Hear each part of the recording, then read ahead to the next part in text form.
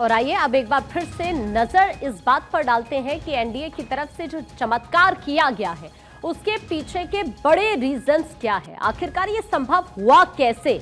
आप आगे बढ़ते हुए आपको सिलसिलेवार तरीके से बताते हैं एनडीए इस बात को स्थापित करने में कामयाब कैसे रहा। दरअसल डबल इंजन वाली सरकार ही बिहार में विकास को गति दे सकती है, ये तो अब क्लियर हो गया है और यही मैसेज देने की कोशिश की गई। इसमें एनडीए को सबसे बड़ी मदद प्रधानमंत्री नरेंद्र मोदी और मुख्यमंत्री नीतीश कुमार की छवि से ही मिली है। तो इस प्रचंड बहुमत का रीजन क्या है, सबसे पहला आइए इस पर एक नजर डाल लेते हैं। स्क्रीन पर आप देख पा रहे हैं, दरअसल एनडीए ने इन्हीं दो चेहरों को आगे रखकर चुनाव लड़ा है। प्रधानमंत्री नरेंद्र मोदी और चिराग पासवान की केमिस्ट्री की वजह से दरअसल एलजेपी भी इस गठबंधन में मजबूती के साथ खड़ी हुई थी। एनडीए वोटर्स के बीच ये धारणा बनाने में कामयाब रहा कि बिहार की जनता अब जंगल राज की दोबारा वापसी नहीं चाहती और सुशासन चाहती है। लालू राबड़ी की सरकार के कार्यकाल से जंगल राज शब्द किस तरह जुड़ा है, इसका इंपैक्ट तेजस्वी के प्रचार में भी नजर आया। पूरे प्रचार के दौरान आरजेडी ने कहीं भी लालू या राबड़ी की तस्वीर का इस्तेमाल ही नहीं किया। पोस्टर्स में अकेले तेजस्वी ही नजर आए, लेकिन प्रधानमंत्री नरेंद्र मोदी और नीतीश की छवि के आगे तेजस्वी टिक ही नहीं पाए। अब प्रचंड बहुमत के पीछे का दूसरा बड़ा कारण क्या है, आइए उसको समझने की कोशिश करते हैं, क्योंकि नीतीश के नेतृत्व पर पार्टी ने भरोसा जताया है। इस चुनाव में जिस बात की सबसे ज्यादा चर्चा रही, इसका अगर हम ये जवाब तलाशने की कोशिश करें कि आखिरकार वो बात कौन सी है, तो वो है नीतीश कुमार और उनके नेतृत्व की। भारत जैसे लोकतंत्र में हर चुनाव अहम है। राजनीतिक रूप से सबसे इंपॉर्टेंट राज्य में से एक बिहार की बात करें तो इस बार यहां चुनाव इसीलिए खास रहे क्योंकि यहां नीतीश कुमार लंबे समय से सत्ता में है। वो 2000 में तत्कालीन प्रधानमंत्री अटल बिहारी वाजपेयी के कहने पर बिहार के मुख्यमंत्री बने थे। बाद के सालों में उन्होंने गठबंधन बदले, लेकिन सत्ता उनके इर्द गिर्द ही रही। अब तक वो कुल 9 बार मुख्यमंत्री पद की शपथ ले चुके हैं। 2020 के बाद से वो 3 बार शपथ ले चुके थे, अब 10वीं बार की तैयारी में है। अब बात करें तीसरे बड़े कारण की, तो विधानसभा चुनाव के दौरान विपक्ष सरकार के खिलाफ कई मुद्दे प्रभावी रूप से नहीं उठा पाया। जो तीसरा बड़ा कारण नजर आता है वो ये है कि जिस पिच पर विपक्ष खेल रहा था वो कारगर साबित हुई ही नहीं। और इसके अलावा एनडीए की संभावित सबसे बड़ी कमजोरी प्रवासी मजदूरों का पलायन भी विपक्ष के पक्ष में नहीं जा पाया। एनडीए ने इसे एक अवसर के तौर पर बदल दिया। जिन घरों से लोग बाहर मजदूरी करते थे, उन परिवारों की महिलाओं ने अपने पतियों को घर लौटकर एनडीए के पक्ष में वोट करने के लिए प्रेरित किया। ये बताया जाता है कि छत्तीसगढ़, मध्य प्रदेश, उत्तर प्रदेश जैसे राज्यों में मौजूद बिहारी कामगारों तक पहुंचने के लिए बीजेपी नेताओं, कार्यकर्ताओं को कई बार भेजा गया। उनके साथ मीटिंग्स कराई गई। ये सूची तैयार की गई कि कितने प्रवासी चुनाव के दौरान वोट डालने घर लौटने वाले हैं। अब बात करते हैं प्रचंड बहुमत के चौथे बड़े कारण की। बिहार में नीतीश कुमार की जीत का बड़ा कारण महिलाएं मानी जाती रही हैं। देखिए, महिलाओं की जबरदस्त भागीदारी है। इस बार के चुनाव में महिलाओं की वोटिंग ऐतिहासिक रही है। 7 जिलों में पुरुषों की तुलना में महिलाओं ने 14% ज्यादा मतदान किया है। लड़कियों को साइकिल देने से लेकर महिलाओं के खाते में सीधे 10,000 रुपए भेजने तक की योजनाओं का नीतीश को फायदा होता रहा है। और इस बार चुनाव से ऐन पहले नीतीश कुमार ने करीब 1.5 करोड़ महिलाओं के खाते में 10,000 रुपए भेज दिए। इसे चुनाव का बड़ा गेम चेंजर माना गया। मतदान के दौरान इसका इंपैक्ट भी तब दिखाई दिया जब दोनों ही चरणों में महिलाओं ने पुरुषों के मुकाबले बढ़ चढ़कर वोट डाला। महिलाओं की ये सक्रियता एनडीए के पक्ष में मानी जा रही है। इसके बाद अब बात करते हैं प्रचंड बहुमत के 5वें बड़े कारण की। वो कारण क्या है, समझिए। महागठबंधन के सहयोगी दल कांग्रेस ने चुनाव के दौरान वोट चोरी को बड़ा मुद्दा बना दिया। पहले चरण की वोटिंग से ठीक एक दिन पहले राहुल गांधी ने प्रेस कॉन्फ्रेंस कर एनडीए सरकार पर गंभीर आरोप लगा दिए। राहुल गांधी की वोट यात्रा के दौरान दरभंगा में उनके मंच से प्रधानमंत्री की मां के खिलाफ अपशब्द कहे जाने का मामला भी उछला, जिसे बीजेपी ने बड़ा मुद्दा बनाते हुए कांग्रेस से माफी की मांग की। ये विवाद महागठबंधन के लिए नुकसानदायक साबित हुए हैं। बिखरा हुआ विपक्ष भी एनडीए के प्रचंड बहुमत का सबसे बड़ा रीजन रहा है। लेकिन अब आगे बढ़ते हुए छठा रीजन क्या है, समझ लेते हैं। पहले चरण के लिए नामांकन की आखिरी तारीख तक महागठबंधन में सीटों के बंटवारे की स्थिति साफ नहीं थी। कई सीटों पर गठबंधन में शामिल दो दो दलों के उम्मीदवार आमने सामने थे। इस देरी का फायदा एनडीए को मिला, जहां महागठबंधन के मुकाबले काफी पहले सीट शेयरिंग हो चुकी थी।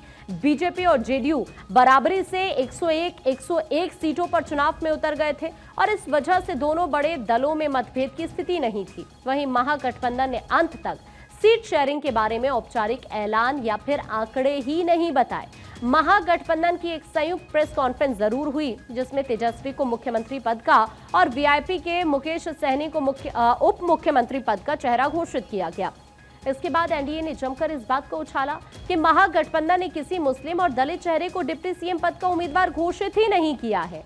अब बात करें 7वें रीजन की, तो एनडीए का बूथ लेवल मैनेजमेंट सबसे बड़ा की फैक्टर रहा। चुनाव के दौरान एनडीए का बूथ लेवल मैनेजमेंट बेहद मजबूत रहा।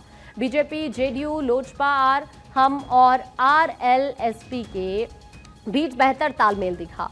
इसके उलट महागठबंधन चुनाव भर बिखरा हुआ नजर आया। आंतरिक कलह ने भी गठबंधन को भारी नुकसान पहुंचाया और ये माना जा रहा है कि अगर महागठबंधन एकजुट होकर और बेहतर रणनीति के साथ चुनाव लड़ता तो नतीजे पूरी तरह अलग हो सकते थे। और प्रचंड बहुमत का आखिरी बड़ा कारण है बम्पर वोटिंग, पहले चरण हो या फिर दूसरे चरण हो। बिहार में इस बार 2 चरण में मतदान हुआ। पहले चरण में 6 नवंबर को 18 जिलों की 121 सीटों पर मतदान हुआ। कुल 65.08% वोट पड़े। दूसरे चरण में 20 जिलों में 122 सीटों पर वोटिंग हुई और 69.20% वोट पड़े। इस तरह दोनों चरणों को मिलाकर देखा जाए तो इस बार कुल वोटिंग परसेंटेज रहा है 67.13। ये सिर्फ एक सामान्य आंकड़ा बिल्कुल भी नहीं है, क्योंकि बिहार के अंदर अब तक के अगर आप चुनावों को देखें, उस इतिहास में जाएं तो इतना ज्यादा मतदान कभी हुआ ही नहीं है। चुनावी विश्लेषकों और चुनावी इतिहास के आंकड़ों पर अगर आप गौर करेंगे तो ये सामान्य धारणा मानी जाती है कि ज्यादा मतदान यानी या तो सत्ता विरोधी लहर है या फिर सत्ताधारी पार्टी या गठबंधन के पक्ष में एक तरफा मतदान हुआ है। नतीजे भी कुछ इसी तरह आए हैं। जेडीयू को पिछली बार 15.39% वोट मिले थे और इस बार उसे 18% से ज्यादा वोट मिलते दिखे, यानी 3% से ज्यादा का इजाफा जेडीयू के वोट बैंक में हुआ है। बढ़े हुए वोट परसेंटेज का नतीजा अगर आप देखते हैं तो कुल मिलाकर जरूर पार्टी के पक्ष में ही आता है। पिछले चुनाव में जेडीयू जहां तीसरे नंबर की पार्टी थी, इस बार उसे 30 से ज्यादा सीटों का फायदा हुआ है और वो आरजेडी से भी आगे है। कुल मिलाकर एनडीए की जीत में एक नहीं अनेक कारण थे, लेकिन सबसे बड़ा कारण प्रधानमंत्री नरेंद्र मोदी का फ्रंट से लीड करना था। पीएम मोदी और गृह मंत्री अमित शाह के प्रचार ने इस जीत को तय किया, इसीलिए तो जीत के बाद इसका जश्न भी ग्रैंड मनाया गया। तो एनडीए की ऐतिहासिक जीत के बाद बीजेपी मुख्यालय पहुंचे प्रधानमंत्री नरेंद्र मोदी का भव्य स्वागत होता है। पार्टी मुख्यालय में केंद्रीय मंत्री और बीजेपी के राष्ट्रीय अध्यक्ष जेपी नड्डा, रक्षा मंत्री राजनाथ सिंह, केंद्रीय गृह मंत्री अमित शाह ने प्रधानमंत्री नरेंद्र मोदी को यहां पर सम्मानित किया। प्रधानमंत्री मोदी ने अपने संबोधन की शुरुआत छठी मैया की जय के उद्घोष से की और प्रधानमंत्री ने इस मौके पर कांग्रेस पर भी जमकर निशाना साधा। पीएम मोदी ने अपने संबोधन के दौरान गमछा घुमाकर वहां पर मौजूद कार्यकर्ताओं का अभिनंदन किया। उन्होंने कहा कि इस जीत के लिए वो बिहार के हर तबके को नमन करते हैं। इस मौके पर प्रधानमंत्री मोदी ने नीतीश कुमार का भी नाम लिया और ये कहा कि उन्होंने शानदार नेतृत्व किया। उन्होंने इस दौरान चिराग पासवान, जीतन राम मांझी की भी तारीफ की और कांग्रेस पर जमकर प्रहार किए। कांग्रेस ने बिहार में जिस तरह एसआईआर का मुद्दा उठाया था ना और बार बार वोट चोरी के आरोप लगाते हुए चुनाव आयोग पर सवाल उठाए थे, प्रधानमंत्री मोदी ने एनडीए की जीत के बाद अपने संबोधन में उस मुद्दे पर भी जमकर हमला किया। पीएम ने कहा, बिहार के चुनावों ने ये बात सिद्ध कर दी है कि हमारे युवा साथियों ने मतदाता सूची के शुद्धिकरण को जबरदस्त तरीके से सपोर्ट किया है। अब हर दल का फर्ज बनता है कि वो इस प्रक्रिया में अपना 100% योगदान दे। आज सिर्फ एनडीए की विजय ही नहीं हुई है, ये लोकतंत्र की भी विजय है। भारत के लोकतंत्र पर भरोसा करने वालों की भी विजय है। इस चुनाव ने भारत के चुनाव आयोग पर जनता के विश्वास को और मजबूत किया है। बीते कुछ सालों से लगातार भारी मतदान होना, वंचितों, शोषितों द्वारा ज्यादा से ज्यादा मतदान करना, ये चुनाव आयोग की बहुत बड़ी सिद्धि है।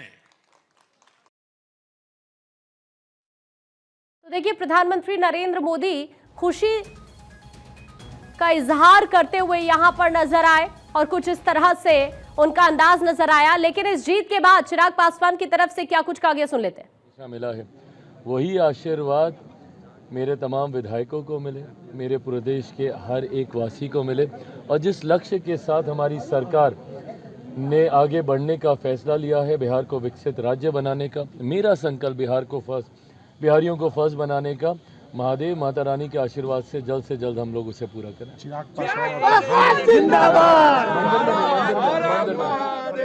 आपके दोनों गार्जियन प्रधानमंत्री और अमित शाह को आप कैसे देखते हैं, उनकी क्या? बिहार की सियासत में बाहुबलियों का हमेशा से दबदबा रहा है और इस बार के विधानसभा चुनाव में 1 दर्जन से भी ज्यादा बाहुबली नेताओं की किस्मत आजमाई।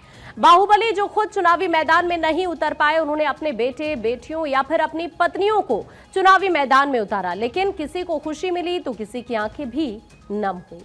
सबसे पहले बात करेंगे बिहार चुनाव में सबसे ज्यादा जिस बाहुबली की चर्चा रही, उसका नाम है अनंत सिंह।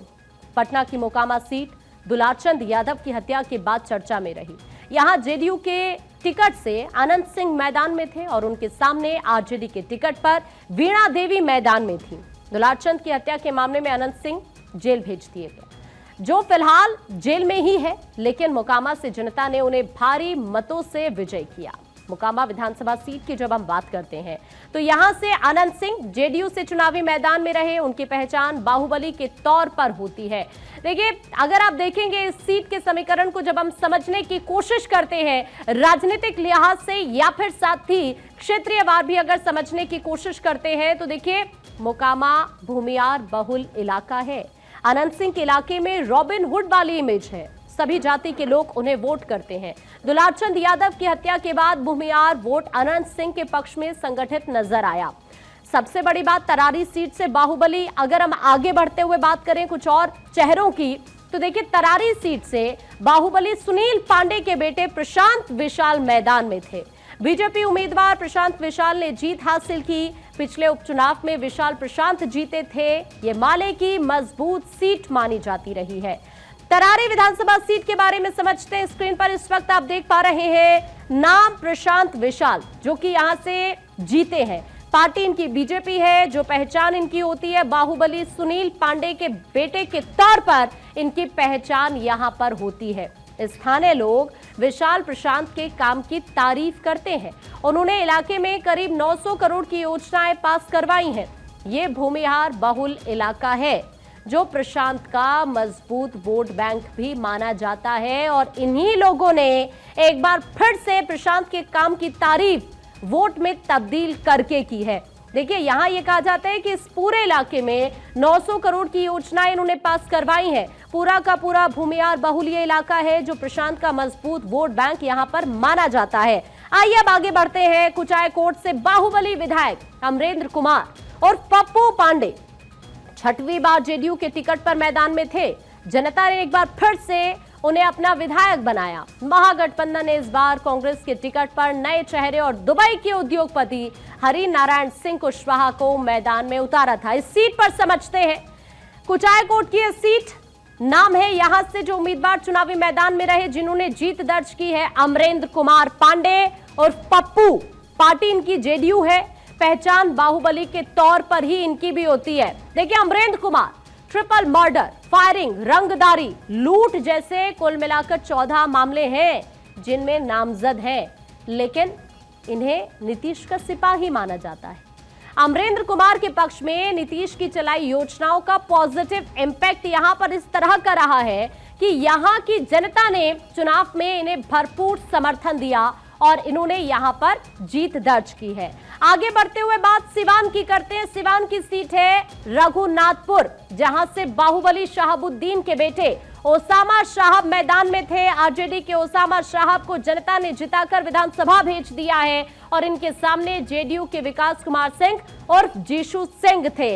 इस सीट पर बाहुबली शहाबुद्दीन के बेटे के तौर पर इनकी पहचान होती है।